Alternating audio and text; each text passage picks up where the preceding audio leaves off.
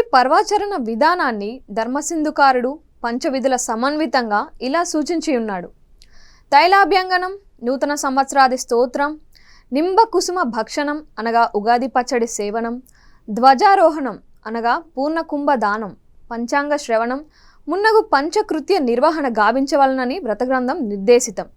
తైలాభ్యంగనం అంటే నువ్వుల నూనెతో తలంటు పోసుకోవడం ప్రథమ విధి. ఉగాది వంటి శుభదినాలలో సూర్యోదయానికి పూర్వమే మహాలక్ష్మి నూనెలోనూ గంగాదేవి నీటిలోనూ ఆవహించి ఉండునని ఆర్యోక్తి. కావున నూనెతో తలంటుకొని అభ్యంగన స్నానం చేసిన లక్ష్మీ గంగాదేవుల అనుగ్రహాన్ని పొందగలుగుతారు. ఆరోగ్య రీత్యా ఆధ్యాత్మిక రీత్యా తైలాభ్యంగనానికి రీతిగా విశేష ప్రాధాన్యం ఇవ్వబడింది. అభ్యంగన స్నానానంతరం సూర్యునికి ఆర్ఘ్య దీప ధూపాది పుణ్యకాలానుష్ఠానం ఆచరించిన పిదప మామిడి ఆకుల తోరణాలతోనూ పూల తోరణాలతోనూ దేవుని గదిలో మంటపాన్ని నిర్మించి అందు నూతన సంవత్సరం పంచాంగాన్ని, సంవత్సరాది దేవతను, ఇష్టదేవారాధనతో పాటు పూజించి ఉగాది ప్రసాదాన్ని, ఉగాది పచ్చడిని నివేదించవలెను. ఉగాది నాటి ఆచారాలలో ఉగాది పచ్చడి సేవనం అత్యంత ప్రధానమైనది.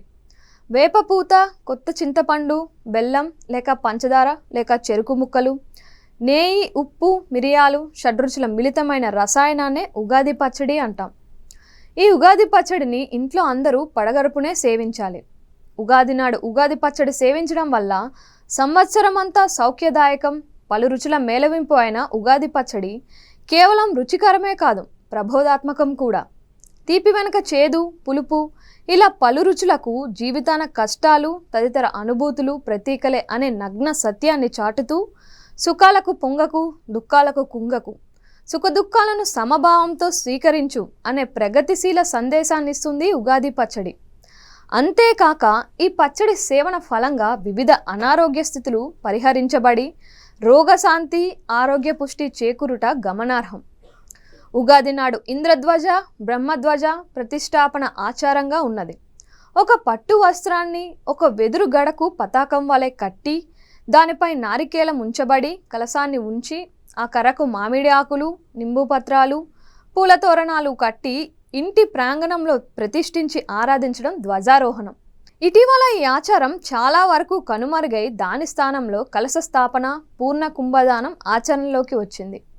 యథాశక్తిగా రాగి, వెండి, పంచలోహం లేదా మట్టితో చేసిన కొత్త కుండను కలశంలా చేసి రంగులు అలంకరించి అందులో పంచ పల్లవాలు అనగా మామిడి, అశోక, నేరేడు, మోదుగా మరియు వేప చిగుళ్ళు, సుగంధ చందనం కలిపి పుష్పాక్షతలు వేసి ఆవాహనం చేసి పూజించిన కలశానికి ఒక నూతన వస్త్రాన్ని చుట్టి కలశంపై పసుపు, కుంకుమ, చందనం, పసుపు దారాలతో అలంకరించిన కొబ్బరి బొండం ఉంచి పూజించి పురోహితునికి గాని గురుతుల్యులకు గాని పూర్ణకుంభ దానమిచ్చి వారి ఆశీస్సులు పొందడం వల్ల సంవత్సరం పొడవునా విశేష ఫలితం లభిస్తుందని ప్రతీతి.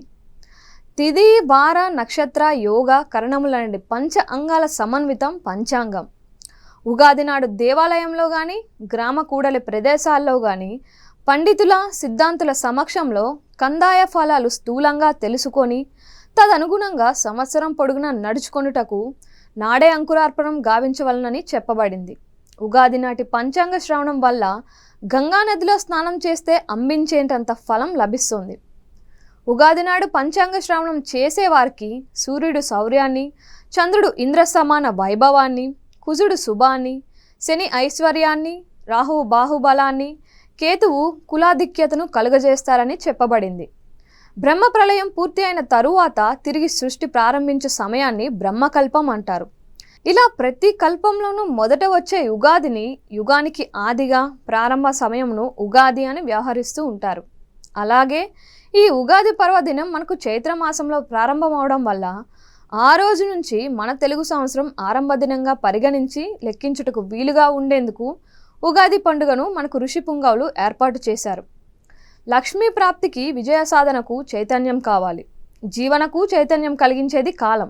ముఖ్యంగా ఉగాది సమయం గంటలు, రోజులు, వారాలు, పక్షాలు, నెలలు, ఋతువులు, ప్రాణుల కాలస్వరూపమైన సంవత్సరంలో నివసిస్తున్నాయి.